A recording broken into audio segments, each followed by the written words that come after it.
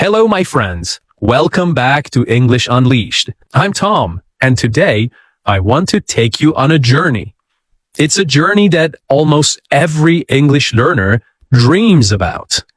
The journey from being a complete beginner to finally speaking English with confidence and fluency. Now, many learners ask me, Tom, what is the best order to learn English? Should I focus on grammar first or vocabulary? Should I watch movies or read books? Or just speak as much as possible? These are excellent questions. And the truth is, if you try to learn everything at the same time, you might feel lost or overwhelmed. That's why today I will guide you step by step. I will show you a clear order, a pathway that takes you from the very first stages of learning English all the way to advanced fluency. Think of it like building a house. You cannot live in the house until you first build the foundation. You cannot decorate the house until you first build the walls. Learning English is exactly the same. So, let's begin this journey together.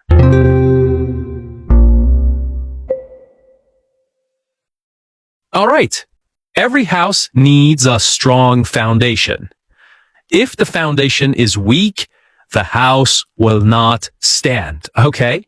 Think about it. If you build a beautiful house with walls, windows, even decorations, but the ground under it is soft and shaky, what will happen? The house will fall down. Learning English is the same. You cannot start with the roof. You cannot begin with complicated grammar or long essays or fast conversations. You must begin with the ground, the strong, simple base that will support everything else. And what is the foundation in English? It is the very basics. It is a small set of simple words and expressions that you can use to survive in daily life. Imagine you are traveling to an English-speaking country. You step off the plane, you go to a cafe, and you want to order a drink. What do you say? You don't need long sentences, do you? You don't need perfect grammar. You only need something simple. I want water. Or coffee, please. Okay? As simple as that. Later, you walk down the street. You are lost. You want to find a train station. What do you say? Something like, where is the bus? Or where is the station? Simple. Direct. Easy to understand. Yeah? This is your foundation. These are the basics. Words like eat, go, phrases like how much? I don't understand. Can you help me? It's not about having thousands of words. In fact, research shows that with just 500 to 1,000 of the most common words, you can already understand a huge amount of everyday English. You won't say everything perfectly, but you will be able to survive. You can buy food, ask for help, tell people what you want, and answer simple questions. At this stage, don't think about perfect grammar. Don't worry if you don't know whether to use present perfect or past simple. Don't worry about speaking quickly. That will come later. For now, focus only on learning the most important words and the simplest grammar patterns. And something magical happens when you do this. Once you can use these simple words in real life, your brain begins to feel more comfortable with English. Suddenly, English is not a mountain that is too high to climb. It becomes something you can actually use, something alive. Now, how do you build this foundation? The answer is repetition. Repetition is your best friend. Listen to the same simple dialogues again and again. Repeat them slowly with care. Say them out loud until they feel natural on your tongue. Try shadowing. That means listening to a sentence and speaking at the same time, almost like an echo. It might feel strange at first, but it's powerful. Because with every repetition, your mouth and brain work together. And remember, mistakes are not your enemy here. Mistakes are proof that you are learning, that you are building. So, if you are at the beginning of your English journey, focus on this stage. Do not rush ahead. Build your foundation strong and steady. Because once the foundation is strong, everything you add on top, grammar, vocabulary, fluency, they will stand firm. Okay? Now, let's go back to our house. You already have the foundation. The foundation is strong. The base is solid. But you cannot live on a foundation alone. Imagine sleeping outside on bare concrete. No walls, no roof, no windows. It's impossible. That's why the next step is to build the structure. The walls that rise above the foundation and begin to give the house its shape. The same thing happens with your English. Once you have the basics, once you have the small set of survival words and expressions, you need more words. You need more grammar. You need to start creating sentences that are longer, richer, and more flexible. At this stage, you might know how to say, I go to the market. That's good. But it's not enough. Life doesn't happen only in the present, right? Sometimes you need to talk about yesterday. Sometimes you need to talk about tomorrow. Sometimes you need to talk about things that are happening right now or things that happen regularly. So instead of only saying, I go to the market, now you can say, I went to the market yesterday, or I will go to the market tomorrow, or I'm going to the market now. Do you see how your world is expanding? Suddenly, you're not trapped in one moment. You can travel in time. You can express past, present, and future. That is the power of building the structure. And this is also the stage where balance becomes very important. Balance between input and output.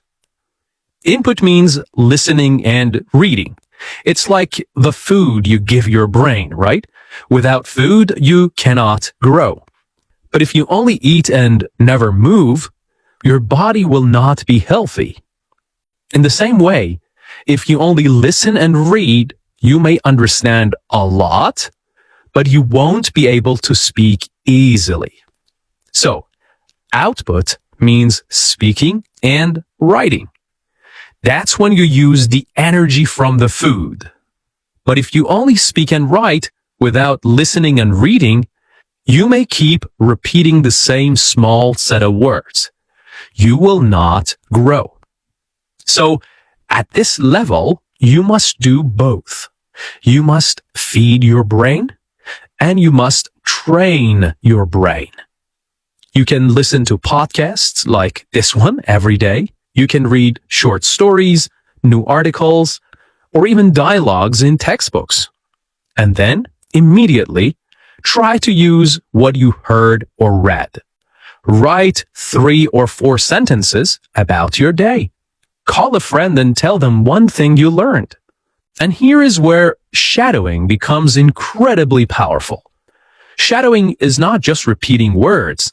It is training your mouth, your tongue, your ears, and your brain to work together. You listen to a sentence and you repeat it. First slowly, with care, then a little faster. And eventually, You match the natural rhythm of the speaker. At first, it feels mechanical, but very soon, something amazing happens. The sentences no longer feel foreign. They begin to feel natural. And that is when English stops being only a school subject. It starts to feel alive inside you. You are no longer just memorizing words from a book. You are using English as a real language. It becomes part of you, part of how you think, how you express, and how you connect with the world. Okay? So, at this stage, do not rush. The walls of the house cannot be built in one day. In the same way, build your English day by day with patience. Okay? Patience. Add new words. Try new tenses. Listen a lot. Speak a little more each day. And slowly, you will look around and realize, your house is no longer just a flat foundation. The walls are rising. The shape is visible, but you will begin to hear the natural rhythm and the music of the language. And of course, keep listening. The more you hear natural English, the more you absorb without even realizing it. The patterns, the expressions, the way sentences rise and fall, they slowly become part of you. Now, let me pause here for something important. At this stage, many learners feel frustrated. They understand quite a lot. They can read a book. They can follow a podcast. They can even talk to friends. But when they speak, they still make mistakes. They forget words. Their sentences are not perfect. And they begin to think, maybe my English is not good enough. My friend, let me tell you the truth. Mistakes at this stage are not a sign of weakness. They are a sign that you are growing. If you can tell a story in English, even with mistakes, you are already further than most learners ever go. Do not be ashamed of mistakes. Wear them with pride. They mean you are using English, not just studying it. Okay, the next stage in your English journey is about becoming natural. The structure of your language is already there. You can communicate, you can survive, you can even explain yourself in detail. But now, you want to sound smooth. You want to sound fluent. You want to sound alive in English. This is when you begin to work on your pronunciation. You start paying attention not only to what you say, but how you say it. You learn the rhythm of English sentences, the music of intonation, the way native speakers connect words together. Instead of saying every word slowly and separately, you learn to flow. What do you want to do becomes, what do you want to do? These small changes are decorations. They make your speech sound natural and fluent, not robotic. Your vocabulary continues to grow, often to 8,000 words or more. But here's the difference. You no longer memorize words for a test. You are learning words naturally through reading novels, listening to podcasts, or having real conversations. These words stay with you because they are connected to experiences. And grammar? At this stage, grammar is no longer something you stop to think about. You don't pause and ask yourself, should I say, I have been or I went? The right choice just comes. It feels automatic, almost instinctive. It is the same as walking. You don't think about how to move your legs. You just walk. This is when you realize that English is not something outside of you anymore. It is inside you. it has become part of who you are.